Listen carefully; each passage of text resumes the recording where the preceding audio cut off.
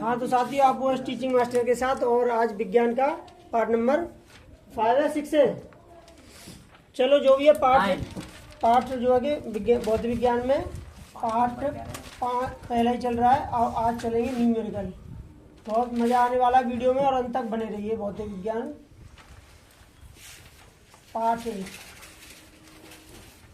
आंकिक प्रश्न यानी न्यूमेरिकल आंकिक प्रश्न। इधर देखिए भाई ध्यान से, जैसे बिल्कुल प्रैक्टिकली बताऊंगा, बिल्कुल एकदम शांत होकर देखेंगे। ये मैंने अवतल दर्पण बना दिया, ठीक है, बना दिया। अब अवतल दर्पण में क्या होता है कि कलाई अंदर करते हैं बाहर करते हैं, बाहर करते हैं, यही अवतल दर्पण होता है। थ्योरी में पॉइंट टू पॉइंट क्लियर कर दिया गया है। ये परावर्तक तल के मध्य बिंदु को क्या कहते हैं, पोल पी ध्रुव, और मिरर दर्पण हो गया, फोकस एफ हो गया, और ये सी सेंटर हो गया। यही होता है। आपने मुख्य अक्ष यहाँ पे अच्छा ये बताइए कि अगर वस्तु नहीं होगी तो प्रतिबिंब बन जाएगा? नहीं। अगर वस्तु न हो तो प्रतिबिंब बन जाएगा? नहीं सर। तो पहले क्या किस चीज की जरूरत है? वस्तु की। अच्छा एबीसीडी हम पढ़ते हैं, चलो छोटी उतर जाते हैं। एबीसीडी पढ़ते हैं तो पहले यू आता है कि वी आता है? यू। पहले क्या आता है? पहले क्या आता है? यू। कंफर्म? पक्का? सर। वी तो नहीं आता कहीं? अच्छा पहले यू आता है तो वस्तु पहले आती है कि प्रतिबिंब पहले आता है? पहले वस्तु। वस्तु नहीं हो तो प्रतिबिंब काय को बनेगा? छाया ही तो बनेगी उसकी। तो पहले वस्तु और फिर प्रतिबिंब। इसका मतलब हो गया कि पहले वस्तु और फिर प्रतिबिंब, तो पहले यू फिर वी। यानी वस्तु की कभी भी दूरी होगी, वस्तु की कभी भी तो क्या होगी? यू से डिनोट करेंगे उसे। किससे डिनोट करेंगे? यू से। उसे यू से दर्शाएंगे। और प्रतिबिंब की दूरी को हमेशा बी से। जो पहले तो पहले लेगा एबीसीडी को, और जो बाद में तो बाद में। कोई डाउट? नो। तो मान के चलो कि वस्तु की दूरी हमेशा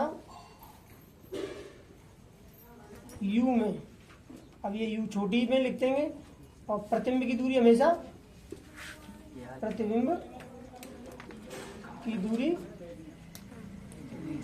हमेशा प्रतिबिंब की दूरी हमेशा वी। क्लियर है? Yes sir.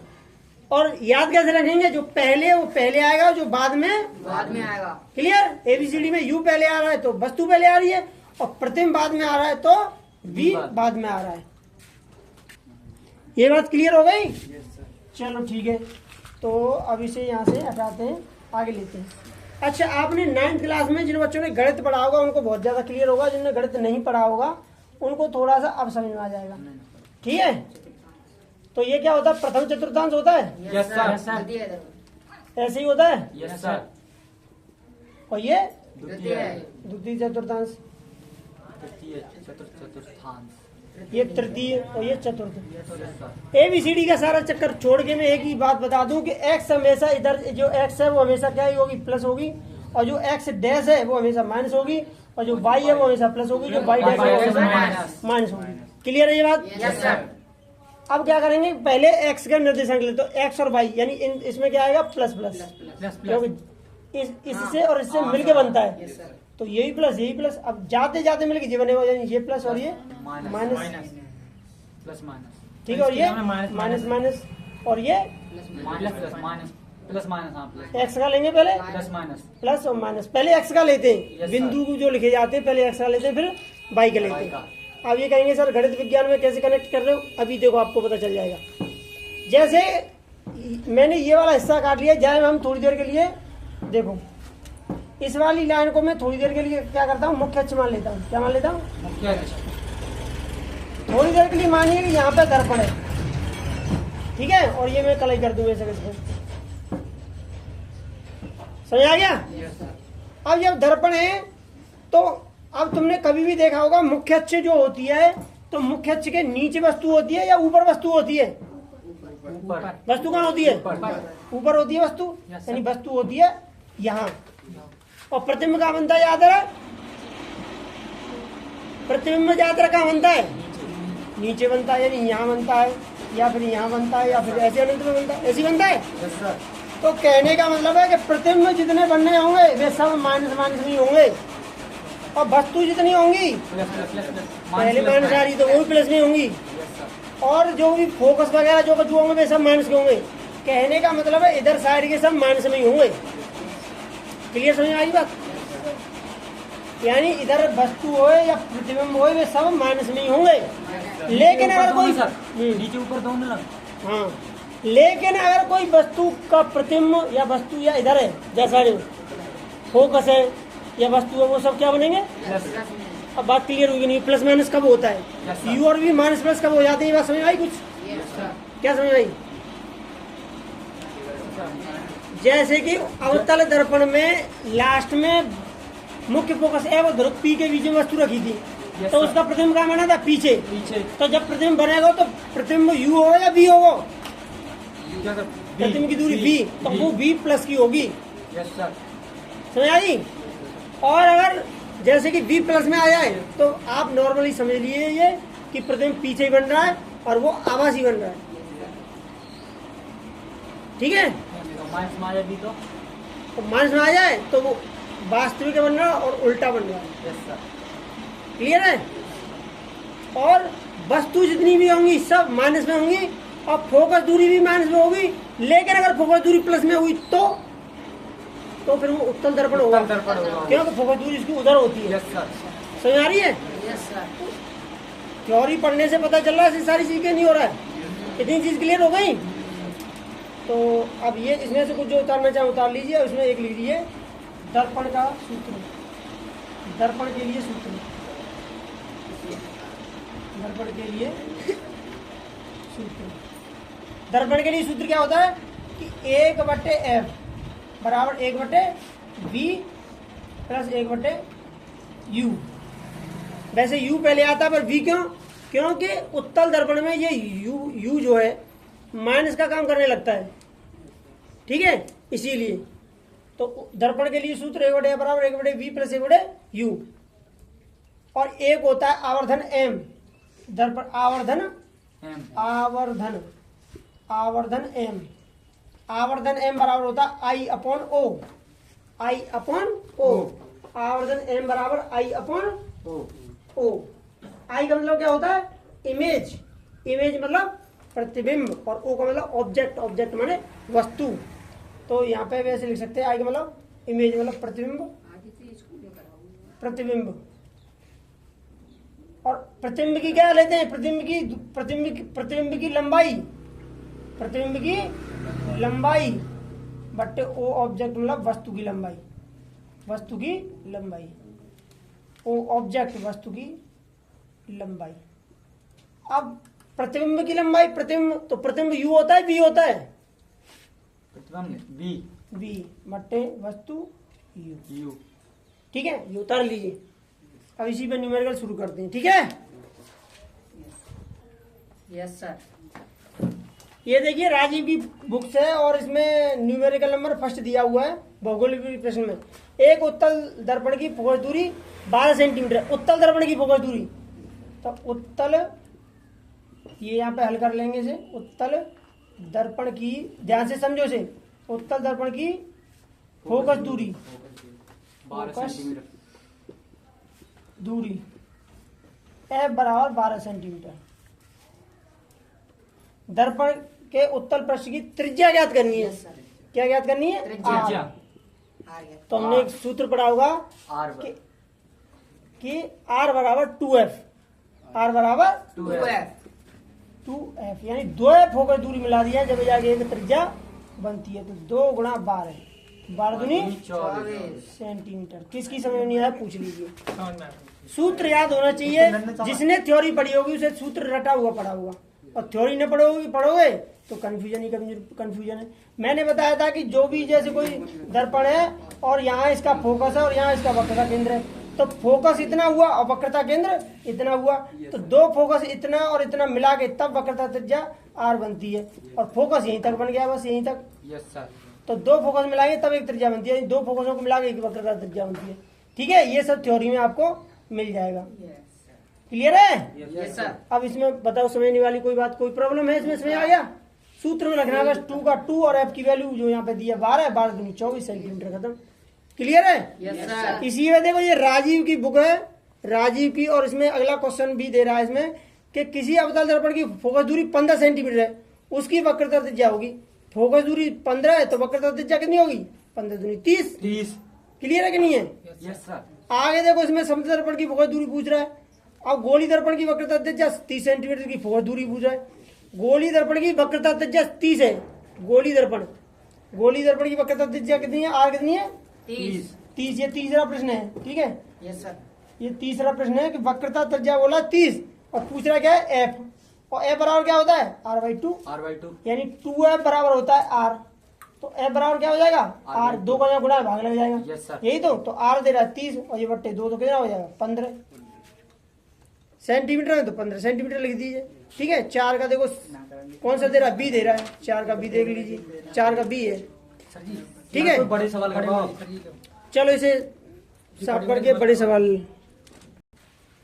इधर देखिए ये सरकारी बुक है, इसमें जो है अभ्यास का जो है कि प्रश्न नंबर है 10 और पेज नंबर है, बुक का पेज नंबर है 177 नंबर पेज पर ये प्रश्न नंबर 10 दिया है। न्यूमेरिकल है, इसे देखिए ध्यान से। प्रश्न नंबर 10 हल ध्यान से समझेंगे इसे, लिसन। Yes sir. तो इसमें जरा 5 सेंटीमीटर लंबा कोई बिंब, 5 सेंटीमीटर लंबा कोई बिंब कैसे कहते हैं? बिंब की लंबाई, बिंब कोई बताएगा? बिंब कैसे कहते हैं? बिंब कैसे कहते हैं? प्रतिबिंब। बिंब की लंबाई, बिंब की लंबाई, ये प्रतिबिंब मैंने अपनी तरफ से लिख दिया है, ठीक है? उसमें नहीं है। बिंब की लंबाई जरा 5 सेंटीमीटर। बिंब या फिर प्रतिबिंब? बिंब या फिर प्रतिबिंब? बिंब या प्रतिबिंब तो भाषा समझ लोगे? क्लियर है ना? सरकारी बुक में दिया हुआ देखो जरा, 5 सेंटीमीटर लंबी कोई बिंब 10 सेंटीमीटर फोकस दूरी के, 10 सेंटीमीटर की फोकस दूरी के, तो एफ कितना है? फोकस दूरी एफ बराबर 10 सेमी। लिसन, फोकस दूरी कितनी है? किसी अभिसारी लेंस से 25 सेंटीमीटर की दूरी पर रखा जाता है। किसी अभिसारी लेंस से 25 सेंटीमीटर की दूरी पर रखा जाता है। फोकस दूरी से किसी अभिसारी लेंस से 25 सेंटीमीटर की दूरी पर रखा जाता है, तो वस्तु रखी जाती है, तो वस्तु की दूरी होनी चाहिए। अब यहाँ पे तो ये वस्तु की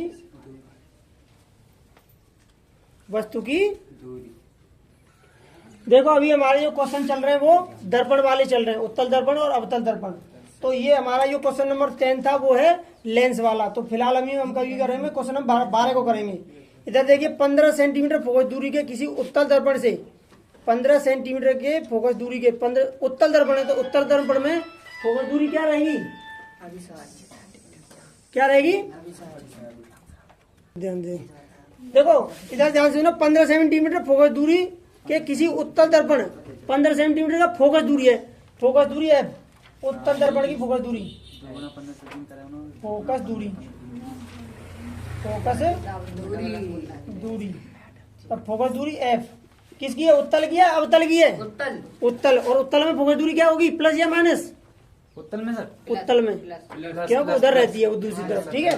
तो इसीलिए, क्योंकि उत्तल दर्पण कैसे बनेगा? ऐसे, ये कलाई हो गए तो इसकी एफ और सी यहाँ बनेगी, तो इधर वाले सभी क्या होंगे? प्लस, और इधर वाले माइनस। तो यहाँ पे चाहो तो ये चित्र बना के लिख दिए, प्लस एफ और इधर लिख दिए माइनस यू वी तथा एफ, ठीक है? इधर तो एफ और ये सी ये ऐसे आ जाएंगे, पर यू वी एफ इधर में क्या करेंगे? माइनस करेंगे।